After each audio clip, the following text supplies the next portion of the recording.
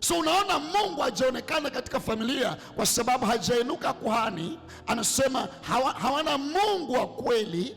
Kwa nini? Hawana kuhani afundishaye wala torati. Korababo sekele bahada. So kama wewe ni kuhani, kama vile maandiko yanatuita, ni lazima uwe mtu. Ni mtu aina gani? Karabo sekla hadaska. Mtu wa neno, mtu wa maombi. Angalia mstari unaofuata, kwa sababu hii mstari wa 4. Lakini walipomgeukia Bwana Mungu wa Israeli katika msiba wao na kumtafuta, akaonekana kwao. Mungu ataonekana kwenu. Nasema Mungu ataonekana kwenu. Mungu aliumba dunia hii kwa huduma ya kuhani. Kwanza alichukua nafasi kama kuhani, akasema iwe, na kila alichosema kikawa. Na Mungu anaitegemeza dunia na mbingu kwa huduma ya ukuhani. Unasikia chenye Yesu anasema tu, mapenzi yako yatimizwe hapa duniani kama yalivyo mbinguni. Hiyo ni huduma ya ukuhani. Wokovu wa mwanadamu ulikuja kwa sababu ya ukuhani. Alikuja kama kuhani, maana bila ukuhani wokovu wa mwanadamu usingewezekana. Nikupe mifano miwili muhimu kuhusiana na Yesu katika vitabu vya Isaya 53 mstari wa 10. Angalia Yesu 53 mstari wa 10. Lakini angalia sasa kuhani anavyofanana. Lakini Bwana aliridhika kumchukua, alimhuzunisha utakapofanya nafsi yake kwa dhabihu kwa dhambi. Ataona uzao wake, ataishi siku nyingi, na mapenzi ya Bwana yatafanikiwa mikononi mwake. Tunaongelea kuhusu kuhani. Tunaongea kuhusu Mungu ana mkakati wa kuokoa ulimwengu, na ana njia gani anaitumia ukuhani. Na sasa Yesu anakuja mtakatifu, hajui dhambi, hajui hila, lakini anachukua nafasi kama mtenda dhambi. Na sasa Mungu anamchukua na kumhuzunisha na kuitoa nafsi yake kuwa dhabihu kwa dhambi. Anasema atauona uzao wake, utaishi siku nyingi, na mapenzi ya Bwana yatafanikiwa mikononi mwake. Mapenzi ya Bwana, mapenzi ya Bwana, mapenzi ya Bwana. Kuna mapenzi ya Bwana na familia yako, anasema yatafanikiwa mikononi mwake. Huyu mtu atalipa gharama mapenzi ya Bwana kutimia. Mapenzi ya Bwana kwa ajili ya watoto wako, anasema mapenzi ya Bwana yatatimia mikononi mwake. Mapenzi ya Bwana kwa ajili ya kanisa lako, mapenzi ya Bwana yatafanikiwa mikononi mwake. Mapenzi ya Bwana kwa ajili ya maisha yako, sio mzembe. Umepewa dhamana ya kufanya kwa niaba ya Bwana, na hautaacha mapenzi ya Bwana yasiache kutimia.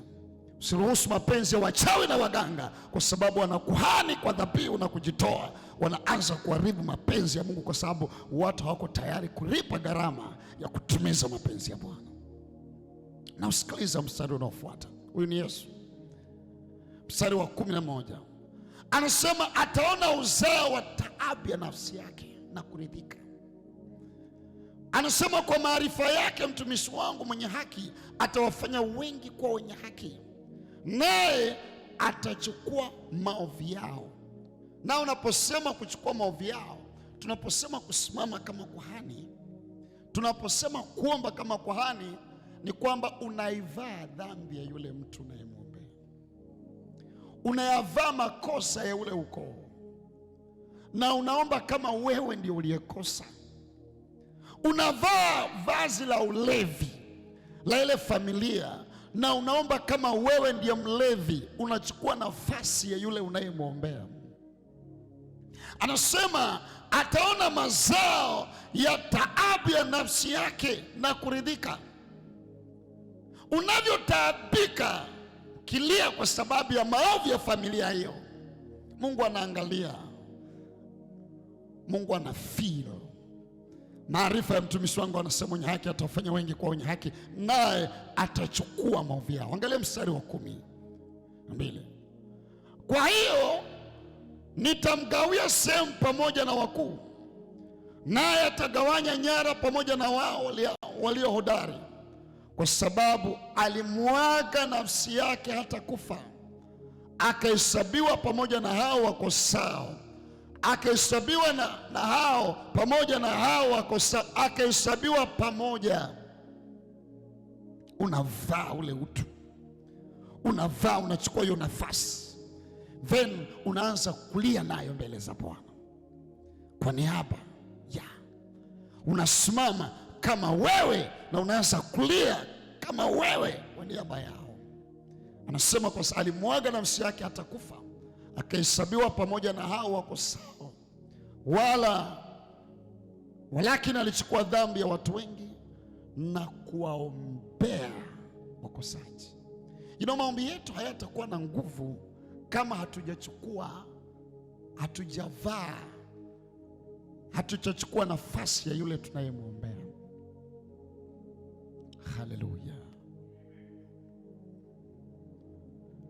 Ni lazima usikie maumivu,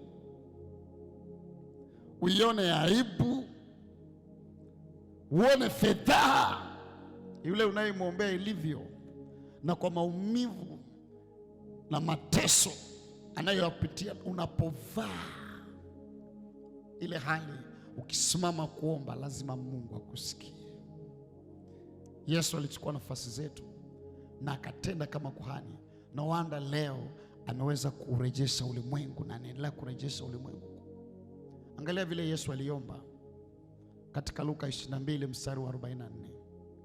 Luka 22 mstari wa 44.